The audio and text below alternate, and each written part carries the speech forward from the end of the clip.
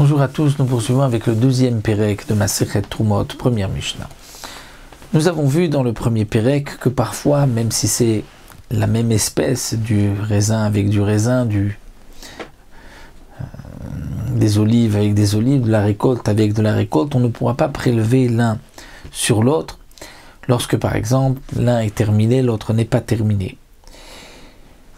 La Mishnah va nous dire ici « En tormi mitaor ala tamé ». On ne pourra pas prélever de ce qui est pur sur ce qui est impur. Bien qu'on va donner le pur au Kohen, la terouma impure, le Kohen ne peut rien en faire. Il peut juste la brûler, s'en servir. Au moins il va la brûler, c'est par exemple de l'huile, il pourra s'en servir pour éclairer, mais il ne pourra pas la consommer. Là ici, on veut prélever d'une terouma pure sur quelque chose, donc de la terouma d'aliment, de quelque chose qui est pur sur quelque chose qui est impur. Eh bien, on ne pourra pas. Vim tarmu, trumatam truma. Mais bidi avad, si on a prélevé la terouma est valable. Pour quelle raison on ne pourra pas? Le Barthénora nous fait rentrer ici une notion qui est le prélèvement mina mukaf. Lorsque l'on va prélever de la terouma, il faut que ce que l'on va prélever et la récolte que l'on veut donc, de laquelle on veut prélever, doit se trouver l'un à côté de l'autre, même si ça ne se touche pas, mais il faut qu'ils soient l'un à côté de l'autre, mina mukaf. Lorsque nous avons quelque chose de pur à côté de quelque chose d'impur, on a peur que peut-être la personne ne veut pas que ce qui est pur devienne impur, et donc il va l'éloigner, et donc il va prélever de quelque chose qui n'est pas mina mukaf, qui n'est pas l'un proche de l'autre. Donc c'est pour cela que les khatrila, on ne pourra pas prélever de ce qui est pur sur ce qui est impur, de peur que on le prélève chez l'omina mukaf, l'un éloigné de l'autre. Behemet amrou, en vérité, les chachamim m'ont dit, comme explique le Barthénora, lorsqu'on dit en général Behemet, c'est-à-dire Halacha le Moshe Misinaï, mais ici, ce n'est pas tout à fait une Halacha le Moshe Misinaï, donc Behemet amrou, c'est-à-dire un enseignement de nos maîtres, Aïgoul, donc en vérité, on a dit Aïgoul chez le Devela. Aïgoul chez le Devela, c'est, si on peut dire, Devela, ce sont les figues sèches qui sont écrasées et qui sont donc laissé sécher dans un tonneau. Ensuite on obtient comme un pain rond igoul qui est rond de devela, de figues sèches.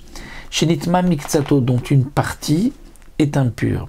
Donc les figues sont collées les unes aux autres, mais ceci n'est pas considéré comme un seul morceau, c'est plusieurs figues.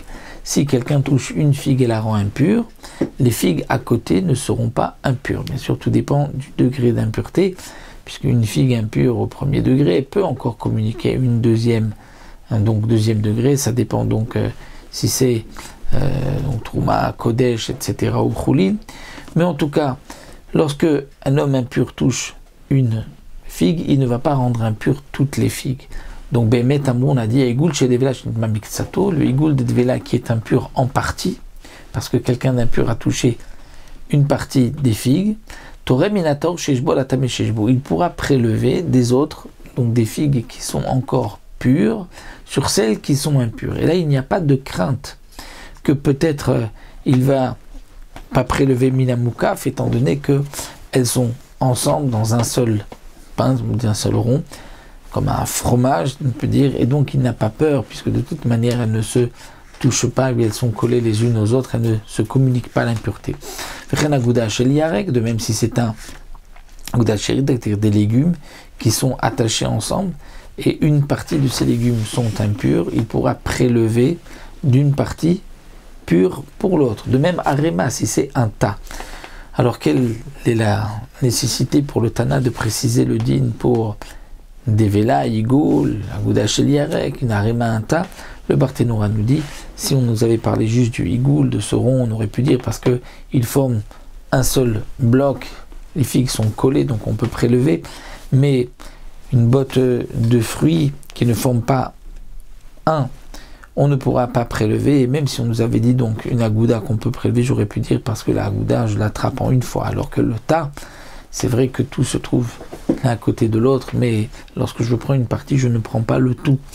Donc j'aurais pu croire que je ne peux pas prélever de peur qu'il va y avoir aussi ce problème énomina mukaf. Donc le Tana de la Mishnah nous dit ici, dans ce cas-là, puisque c'est un seul tas, une partie est impure, une partie n'est pas impure, on pourra prélever de ce qui est taor, on pourra prélever sur ce qui est impur. Ayushne igoulim, et s'il y a deux igoulim ou deux agoudot, deux bottes, donc deux pain de figue, 2 bottes de légumes, j'étais arimot 2 tas, hatme vachateora, une pure et une impure, lo yitrom izalzin ne pourra pas prélever de l'une sur l'autre, parce que là, on revient au problème de peur qu'il va les éloigner. Rabbi Eliezer Omer, tormi minator à la tamé. Rabbi Eliezer dit non, il n'y a pas de problème de prélever de ce qui est pur sur ce qui est impur.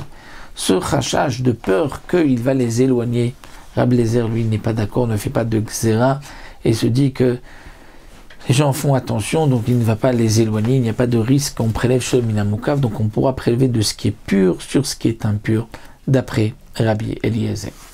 Voici pour cette donc première Mishnah.